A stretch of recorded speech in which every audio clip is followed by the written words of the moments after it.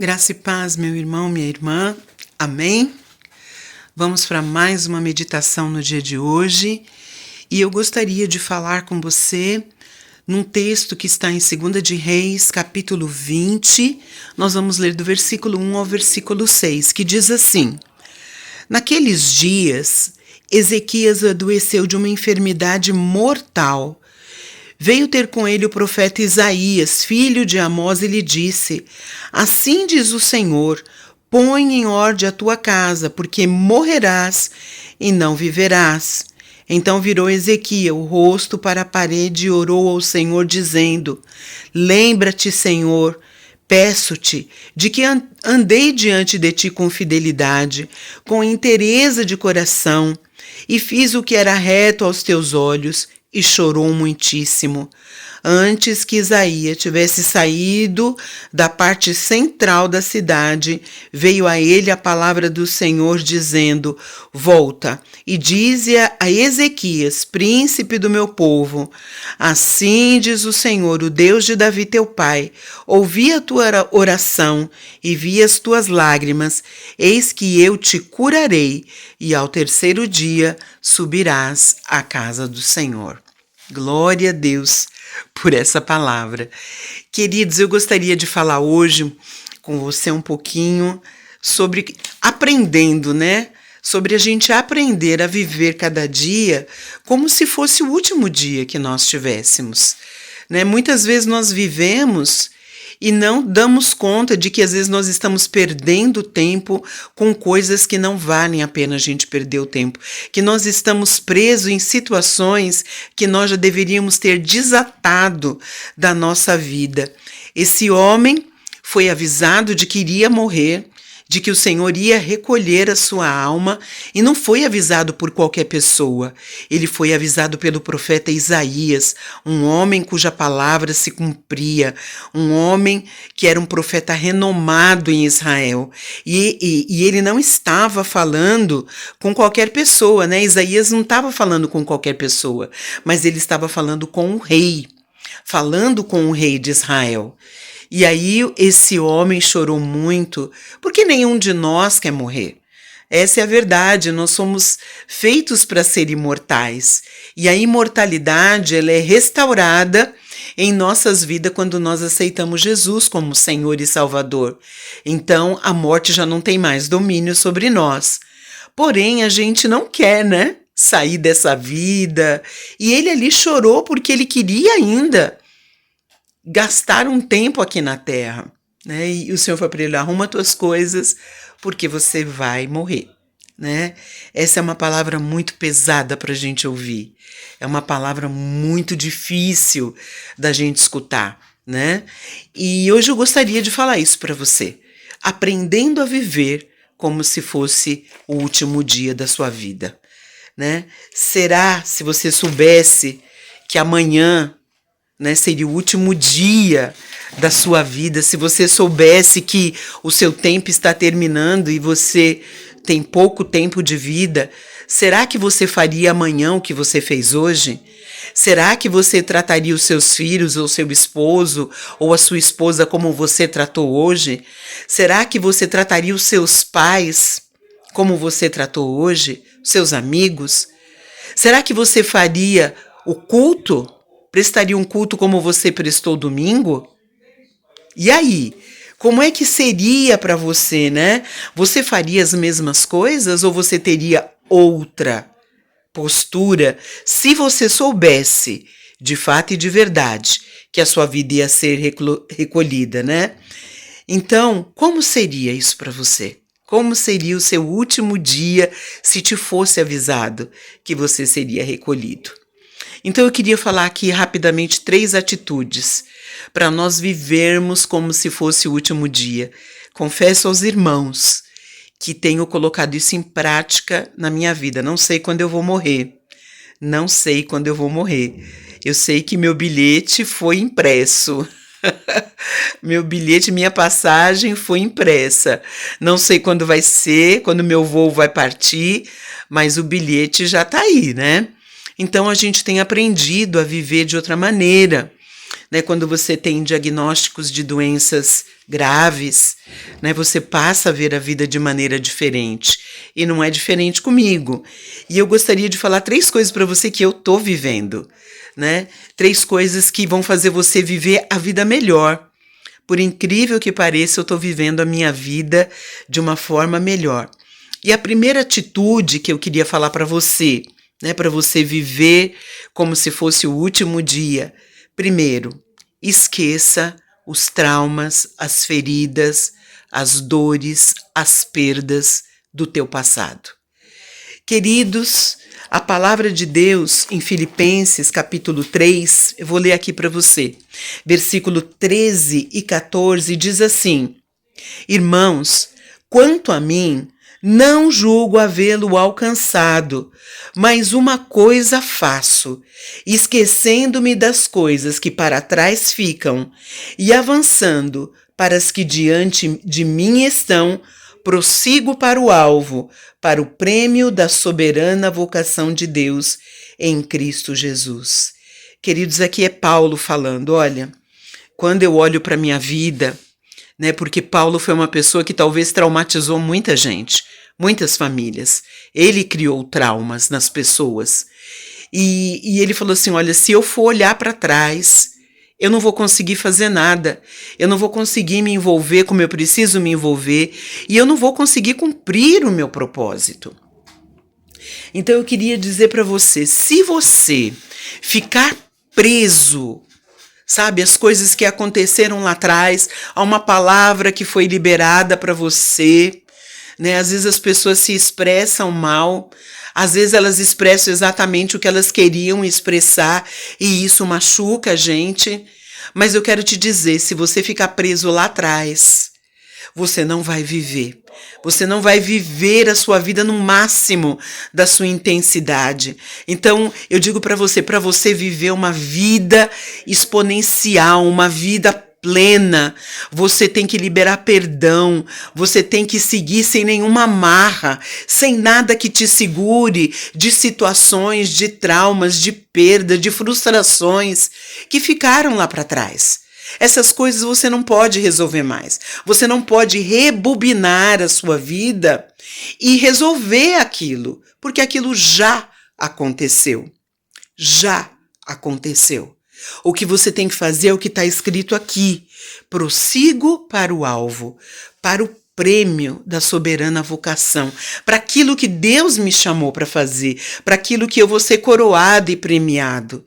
Então, muitas vezes, nós ficamos presos lá atrás e não conseguimos viver a nossa vida em plenitude. Por quê? Porque nós estamos olhando as coisas que aconteceram lá atrás, ou que nós fizemos, ou que fizeram para nós. Isso não é bom. Então, você precisa liberar perdão para ter uma vida mais plena.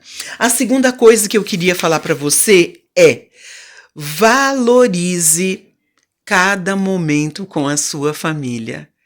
Queridos, eu tenho posto isso em prática também.